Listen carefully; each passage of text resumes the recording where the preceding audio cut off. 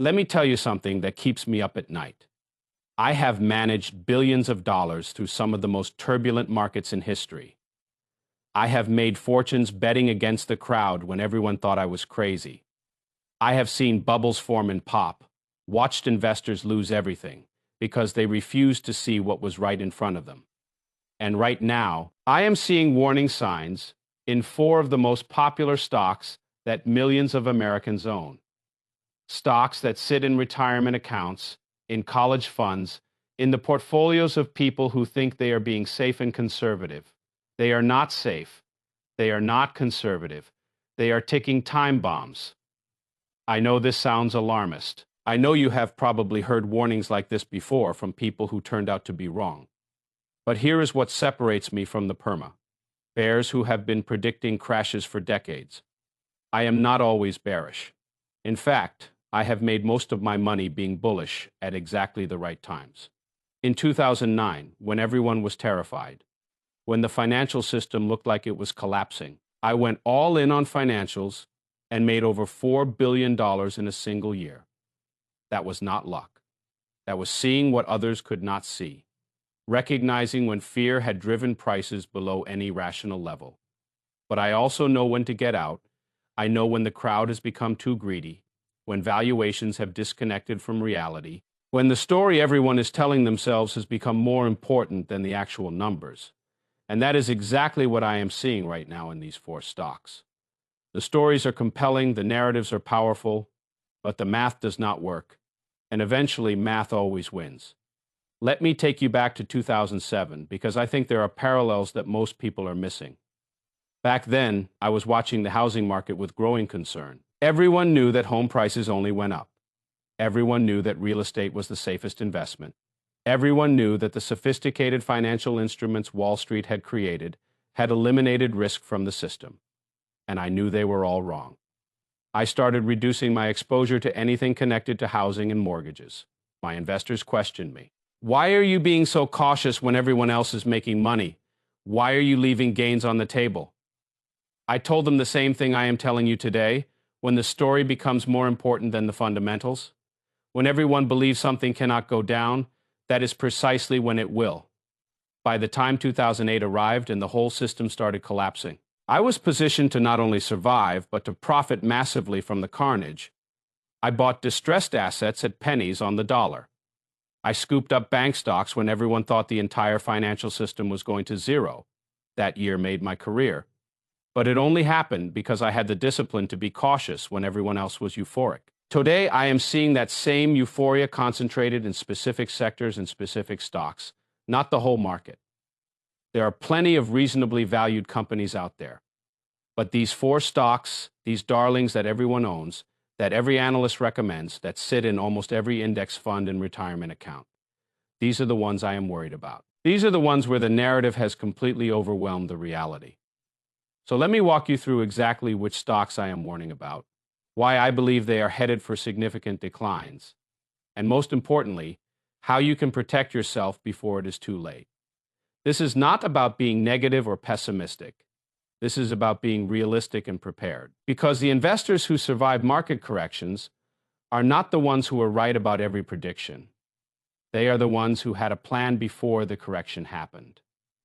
The first stock I am warning you about is one that has become almost sacred in investing circles. I am talking about Tesla. Now, before the Tesla faithful come after me, let me be clear about something. I am not saying Tesla is a bad company. I am not saying Elon Musk is not a visionary. I am saying the stock price has disconnected from any reasonable valuation, and that disconnect is going to correct violently. Look at the numbers with me. Tesla currently trades at a valuation that assumes they will not just dominate the electric vehicle market, but become one of the largest and most profitable companies in human history. The market is pricing in perfection for the next decade. No stumbles, no increased competition, no margin compression, no execution problems, just flawless growth forever. That is not how business works. That is not how any industry works. And it is certainly not how the automotive industry works. I have watched this industry for decades. I have seen companies that seemed invincible get crushed by competition, by changing consumer preferences, by execution problems. General Motors used to be the most valuable company in America. So did Ford at various points. The automotive industry is brutally competitive, capital-intensive, and cyclical. But here is what really concerns me about Tesla specifically. The competition is coming, and it is coming fast. Every major automaker in the world is now focused on electric vehicles. BMW, Mercedes, Volkswagen, Toyota, Hyundai. They are all pouring tens of billions of dollars into EV development. And the Chinese manufacturers, companies like BYD and NIO, they are producing electric vehicles at price points that Tesla cannot match. Tesla had a massive first-mover advantage. They deserve credit for that. But first-mover advantage does not last forever, especially when you are charging premium prices for what is increasingly becoming a commodity product. Electric vehicles are not magic. They are cars with batteries instead of engines. Once the technology matures, and it is maturing rapidly, differentiation becomes much harder. I am already seeing this in the data. Tesla's market share in electric vehicles is declining, not because they are selling fewer cars, but because everyone else is selling more. In China, the largest EV market in the world, Tesla is getting crushed by local competitors. In Europe, legacy automakers are gaining ground. Even in the United States, Ford and GM are ramping up production of competitive vehicles. And then there is the margin story. Tesla has maintained impressive profit margins, but those margins are under pressure. They have had to cut prices multiple times to maintain volume. Every price cut reduces margins. And as competition intensifies, the price cuts will have to continue. This is the natural evolution of every industry. Early leaders enjoy high margins, competition arrives. Margins compress, the business becomes much less profitable. The stock price assumes none of this happens. It assumes Tesla maintains dominance and high margins forever. That is a fantasy. And when reality sets in, when investors start seeing margin compression and market share losses in the actual numbers, the repricing will be severe. I am not saying Tesla goes to zero. I am saying it could easily lose 50% or more of its value from current levels just to reach a reasonable valuation. The second stock I am warning about is going to be even more controversial because it is the darling of the artificial intelligence. Boom, I am talking about NVIDIA. Now, I want to be careful here because NVIDIA is actually a good company with real products and real profits. This is not like some of the speculative garbage that trades at ridiculous valuations with no underlying business. NVIDIA makes actual chips that power actual AI systems that companies actually buy. But here is the problem. The stock has gotten so far ahead of the fundamentals that it is pricing in a future that may never materialize. NVIDIA has become the default way to play the AI theme. Everyone who wants exposure to artificial intelligence buys NVIDIA. The stock has gone up hundreds of percent. It has become one of the most valuable companies in the world. And that valuation assumes that AI spending continues to explode and that NVIDIA captures most of that spending with minimal competition. Both assumptions are questionable. Let us start with AI spending. Yes, companies are investing heavily in artificial intelligence right now. But much of that spending is speculative. Companies are building AI capabilities because they feel like they have to, because the narrative is so powerful, because they are afraid of being left behind. But many of them have no clear path to return on investment. They are spending money on AI without knowing how or when that spending will translate into profits. This is exactly what happened with the internet in the late 1990s. Companies spent billions building websites, buying servers, investing in e-commerce capabilities. The narrative was powerful. The internet is changing everything. You have to invest now or be left behind. And the narrative was right. The internet did change everything. But the spending got way ahead of the actual returns. Many companies that invested heavily in internet infrastructure went bankrupt. The few that survived had to go through massive corrections. I think we are seeing something similar with AI spending. The narrative is powerful and probably correct in the long run. AI will transform many industries, but the spending is getting ahead of the returns. At some point, CFOs and boards of directors are going to start asking hard questions. What is our return on this AI investment? When will these capabilities actually translate into higher revenues or lower costs? And when those questions start getting asked, spending will slow down. When AI spending slows, NVIDIA's in trouble. Their entire valuation is based on continued explosive growth in data center GPU sales. If that growth slows even modestly, the stock will get crushed. And I think growth will slow, because much of the current spending is speculative rather than driven by clear ROI. But competition is the even bigger concern. Right now, NVIDIA has an incredible moat. Their CUDA software ecosystem makes it very difficult for customers to switch to competing chips. Their design lead means their GPUs are genuinely better than alternatives. But that lead is narrowing. AMD is investing heavily and gaining ground. Intel is back in the game. And most importantly, NVIDIA's largest customers are designing their own chips. Google has its TPU chips. Amazon has its Trainium and Inferentia chips. Microsoft is developing custom silicon. Meta is working on its own AI chips. These are NVIDIA's biggest customers, and they are all trying to reduce their dependence on NVIDIA. Why? Because they do not want to be dependent on a single supplier. Because they think they can build chips that are better optimized for their specific workloads. Because they do not want to keep paying NVIDIA's premium prices. In 3 or 4 years, I expect NVIDIA to face much more competitive pressure than they do today. Their margins will compress, their growth will slow, and a stock that is priced for perfection will have to adjust to a more realistic future. Again, I am not saying NVIDIA goes to zero, but I could easily see this stock losing 40 or 50% from current levels. The third stock I am warning about is in a completely different sector, but it shares the same fundamental problem. The narrative has overwhelmed the reality. I am talking about Costco. Yes, Costco, the warehouse retailer that everyone loves. Now, I know what you are thinking. Costco is a great company. Their business model is proven. Their customers are fanatical. Their execution is excellent. And you are right about all of that. Costco is a wonderful business. I am not disputing that. But being a wonderful business does not mean being a wonderful stock at any price. And Costco's price has become absurd. Costco currently trades at over 50 times earnings. 50 times for a retailer. Think about what that means. You are paying $50 today for every $1 of earnings Costco generates.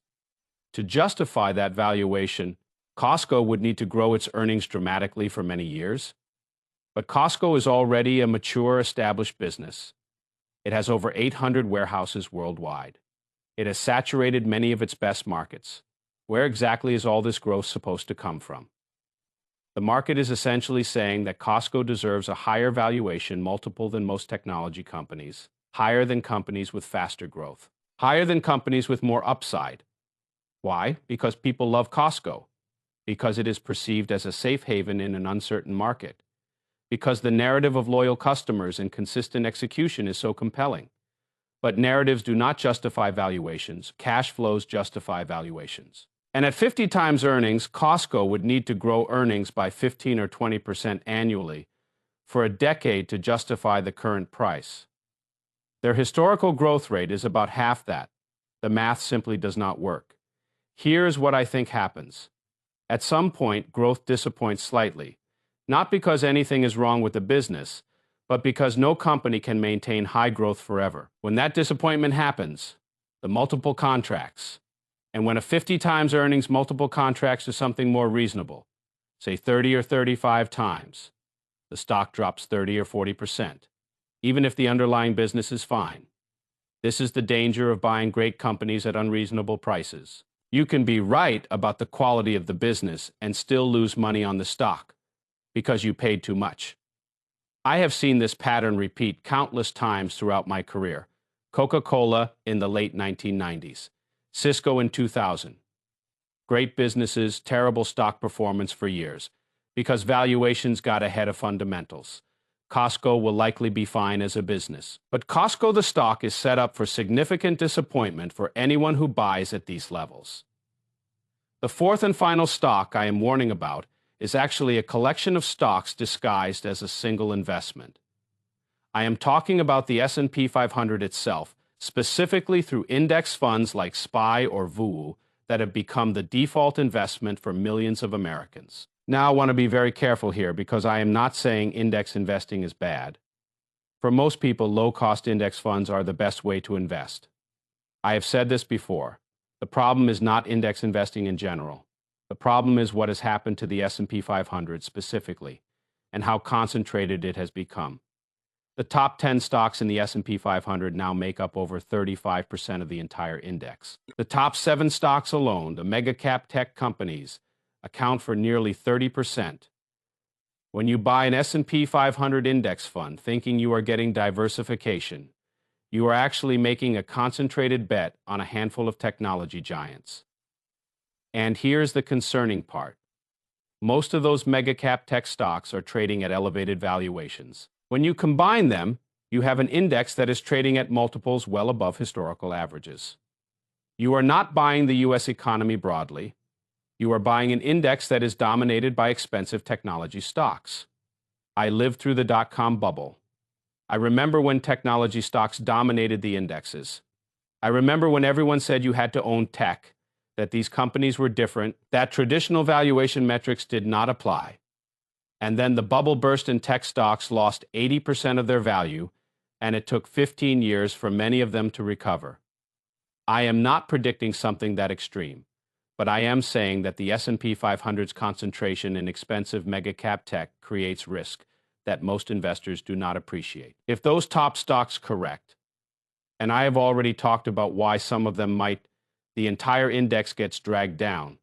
Your diversified index fund turns out to be not so diversified after all. This is especially dangerous for retirement investors who have been told to just buy index funds and hold forever. If you are 60 years old with most of your retirement savings in S&P 500 index funds, you have significant exposure to expensive technology stocks, whether you realize it or not. A 30% correction in the index could devastate your retirement plans. Now, let me step back and talk about what ties all 4 of these warnings together, because understanding the common thread will help you identify other dangerous investments and protect yourself going forward. The common thread is narrative disconnection. In all 4 cases, the story about the company or the investment has become more powerful than the underlying financial reality. Tesla is not valued as a car company. It is valued as a world-changing phenomenon. NVIDIA is not valued as a chip company. It is valued as the key to the artificial intelligence future. Costco is not valued as a retailer. It is valued as a perfect business that cannot disappoint. The S&P 500 is not viewed as a collection of stocks that can go down. It is viewed as the guaranteed path to wealth. These narratives are powerful. They contain elements of truth, but they have pushed valuations to levels that cannot be sustained. And when valuations disconnect from fundamentals, eventually there is a reconnection. Sometimes that reconnection is gradual. Sometimes it is violent, but it always happens. I have built my career on identifying these disconnections and positioning accordingly. Sometimes I bet against the narrative, shorting overvalued stocks or sectors. Other times I simply avoid the danger and wait for better opportunities. The key is recognizing when narratives have overwhelmed reality and having the discipline to act on that recognition. Most investors cannot do this. They get caught up in the narratives. They buy what has been going up. They avoid what has been going down. They listen to the stories everyone is telling and assume those stories are true. And then they are shocked when valuations correct and they lose years of gains. I do not want that to happen to you. So let me give you some practical guidance on what to do with this information. First, audit your portfolio. Do you own any of these 4 investments? If so, how much of your portfolio is exposed? Many people do not realize how concentrated their holdings have become. They have Tesla in their individual account, NVIDIA in their IRA, and S&P index funds in their 401k. When they add it all up, they discover that a huge percentage of their wealth is tied up in these expensive stocks. Second, consider rebalancing. I am not telling you to sell everything. That would be extreme. But if you have significant exposure to these stocks, consider reducing that exposure and diversifying into other areas. There are reasonably valued companies out there. There are international markets trading at much lower multiples than the US. There are value stocks and dividend stocks that have been left behind, while growth stocks have soared. Third, have a plan for what you will do when these stocks correct, because they will correct, maybe not tomorrow, maybe not next month, but eventually valuations will reconnect with reality. If you do not have a plan, you will panic when it happens. You will sell at the bottom like everyone else. You will lock in your losses and miss the recovery. The best investors I know always have a plan before things go wrong. They think about scenarios in advance. They know what they will do if a stock drops 20%, 30%, 50%. They are not reacting emotionally in the moment. They are executing a strategy they developed when they were thinking clearly. Fourth, remember that being early is not the same as being wrong. I am warning you about these stocks, but I cannot tell you exactly when the correction will happen. It might be next quarter, it might be next year, it might be 3 years from now. Markets can stay irrational longer than most people expect, but that does not mean the warning is wrong. The housing bubble did not pop the first time I got concerned about it. It took years for the imbalances to resolve. The dot-com bubble inflated long after many smart people recognized it was a bubble. Being early can be expensive, but being late can be catastrophic. I would rather be cautiously positioned and miss some upside than be aggressively positioned and suffer devastating losses. The mathematics of losses make this clear. If you lose 50% of your portfolio, you need a 100% gain just to get back to even. Avoiding large losses is the most important thing in investing. Finally, maintain perspective. These 4 stocks are dangerous at current valuations, but they are not the only investments in the world. There are thousands of companies out there. There are bonds and real estate and commodities in international markets. Do not let the narrative around these popular stocks convince you that they are the only game in town. The best opportunities are usually in places where no one is looking. When I made my biggest gains in 2009, it was by buying things that everyone else was selling. When I made money during the European debt crisis, it was by seeing value where others saw only risk. The crowd is usually wrong at extremes, and right now, the crowd is extremely bullish on these 4 investments. I want to leave you with one final thought. Throughout my career, I have learned that protecting capital is more important than growing capital. If you protect your capital during the downturns, you will have money to deploy when opportunities arise. If you suffer catastrophic losses, you will be stuck trying to recover while others are building wealth. The warnings I have shared today are about protection, not pessimism. I remain optimistic about the long-term future of markets and the economy. Innovation will continue. Businesses will grow. Wealth will be created. But not every stock at every price will participate in that growth. Some stocks are priced for perfection, and perfection rarely materializes. Tesla, Nvidia, Costco, and concentrated S&P 500 index funds all fall into that category today. They might go higher from here in the short-term momentum and narrative can carry stocks for longer than fundamentals suggest. But the eventual reckoning is coming, and when it arrives, investors who heeded these warnings will be in a much better position than those who ignored them. I have spent my entire career trying to see what others cannot see, to recognize patterns before they become obvious, to position myself for what is coming rather than what has already happened. These warnings come from that perspective. They come from watching markets for decades and recognizing the signs of excess. You do not have to agree with me. You do not have to act on anything I have said, but I encourage you to at least consider the possibility that the narratives you have been told about these investments are not the full story. Because the investors who ask hard questions, who think independently, who resist the crowd, they are the ones who survive and thrive over the long term. Let me go deeper on each of these stocks, because I think the details matter. With Tesla, one thing that most retail investors do not understand is how automotive economics actually work. They look at Tesla and see a technology company. They see software updates and autonomous driving potential and robots and energy storage. But at its core, Tesla manufactures cars.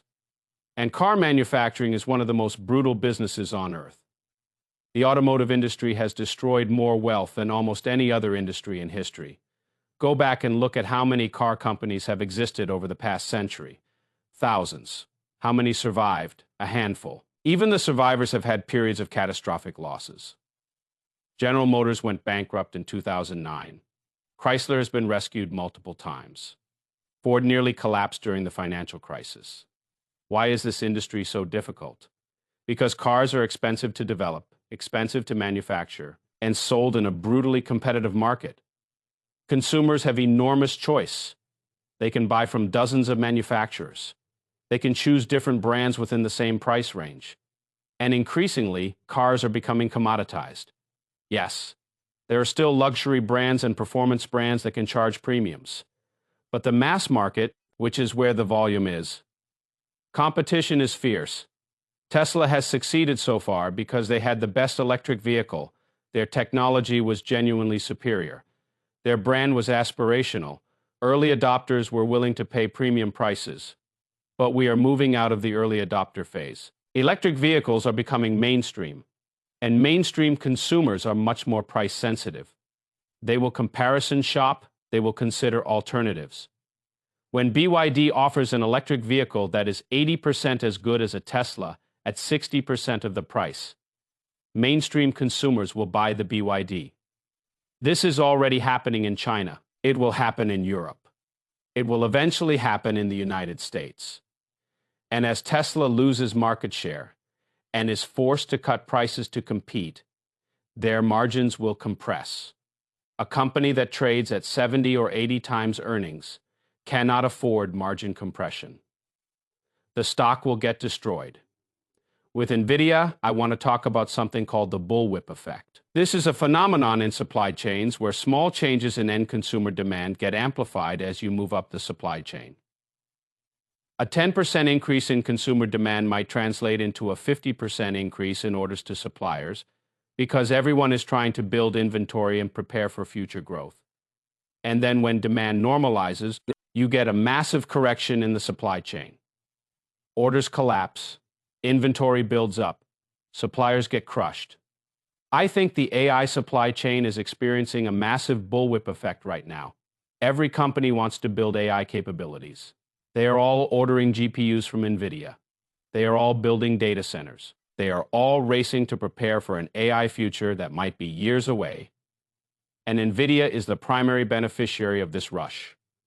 But what happens when the rush slows down?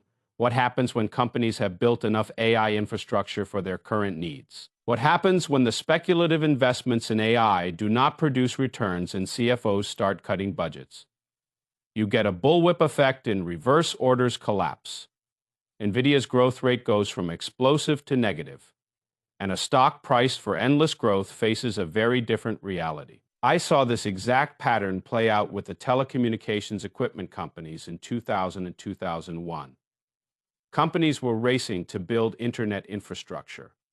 They were ordering equipment like crazy from Cisco and Nortel and Lucent.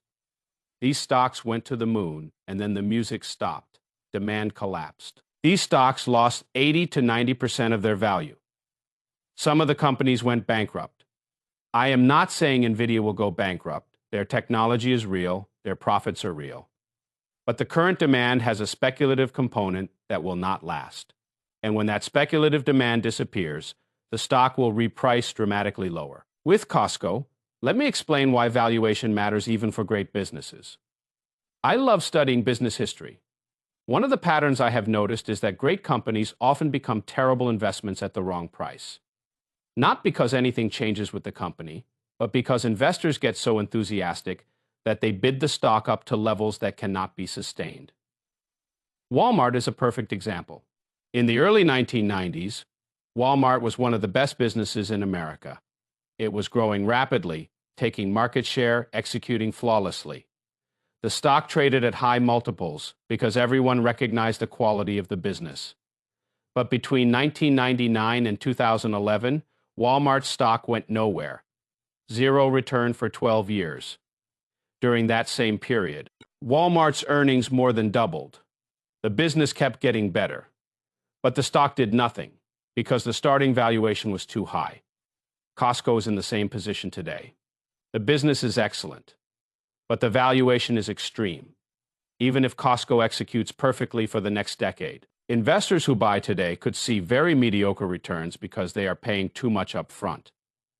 The valuation has to normalize at some point, and when it does, the stock will underperform even while the business continues to do well. This is one of the hardest concepts for investors to understand. They conflate great businesses with great stocks, but they are different things. A great business can be a terrible stock if you pay too much for it. And right now, you are paying too much for Costco. With the S&P 500 concentration risk, let me give you some historical context. In 1999 and 2000, technology stocks dominated the S&P 500, just like they do today. The top stocks were Microsoft, Cisco, Intel, GE, and Exxon. Technology accounted for a huge percentage of the index. Everyone who owned index funds was heavily exposed to tech. Then the dot-com bubble burst. Technology stocks collapsed. The S&P 500 fell almost 50% from its peak. But here is what most people do not realize. If you had owned an equal-weighted version of the S&P 500, where every stock has the same weight, regardless of market cap, you would have done much better. The equal-weighted index fell less and recovered faster. Why? Because it was not concentrated in the most overvalued stocks. Today, we have the same concentration problem. The mega-cap tech stocks dominate the index. When you buy an S&P 500 index fund, you are making a huge bet on 7 companies. If those 7 companies correct, your entire portfolio gets dragged down. This is not diversification. This is concentration disguised as diversification. I think investors should consider alternatives to market cap, weighted index funds, equal-weighted funds, value funds, international funds, dividend funds. These provide actual diversification. They reduce your exposure to the most expensive and most crowded parts of the market. Now let me talk about timing, because I know that is the question on everyone's mind. When will these stocks correct? I wish I could give you a precise answer, but I cannot. Nobody can. Markets can stay irrational for much longer than most people expect. I have seen stocks that were clearly overvalued continue to rise for years before finally correcting. What I can tell you is that the longer valuations stay elevated, the more painful the eventual correction tends to be. Imbalances build up over time. More investors pile in at high prices. More leverage gets added to the system. And when the correction finally comes, it is devastating. I think about risk in terms of expected value. If Tesla has a 50% chance of going up 20% and a 50% chance of going down 50%, the expected value is negative. You might get lucky and catch the upside, but the math does not favor you over time. Making negative expected value bets will destroy your wealth. All 4 of these investments feel like negative expected value propositions to me. The upside is limited because valuations are already extreme. The downside is significant because there is a long way to fall. The risk-reward does not make sense. Smart investors focus on expected value, not on stories or narratives, or what has worked recently. They ask, what is the probability of various outcomes, and what does that mean for my expected return? When you frame it that way, these investments look much less attractive. I also want to address the argument that interest rates justify higher valuations. You hear this a lot. When interest rates are low, stocks should trade at higher multiples because the alternative returns are lower. There is some truth to this, but it has limits. At a certain point, valuations become disconnected from any reasonable interest rate assumption. And interest rates are not staying low. The Federal Reserve has raised rates significantly. Long-term rates have risen. The era of free money is over. Companies can no longer borrow at near zero rates to buy back stock and boost earnings. Per S. Hare, the tailwind that supported elevated valuations for a decade has become a headwind. As interest rates normalize, valuations should normalize too, not immediately. There are always lags in how markets respond to changing conditions, but over time, higher interest rates mean lower equity valuations. This is financial math. And the stocks with the highest valuations have the most to lose. The choice is yours. But whatever you decide, make it a deliberate choice based on your own analysis, not a passive acceptance of whatever everyone else is doing. Because when these stocks correct, and they will correct, everyone else is going to lose money. The question is whether you will be losing money with them or sitting on the sidelines with your capital intact, ready to deploy into better opportunities. I have been doing this for over 30 years. I have seen countless cycles of boom and bust. I have made fortunes by being contrarian when the crowd was wrong. And I am telling you today, the crowd is wrong about these 4 investments. The narratives are compelling, the stories are powerful, but the valuations are extreme and the risks are significant. Protect yourself. Question the narratives. Do your own analysis. And remember that in investing, survival comes first. You can always make money tomorrow if you have capital to deploy.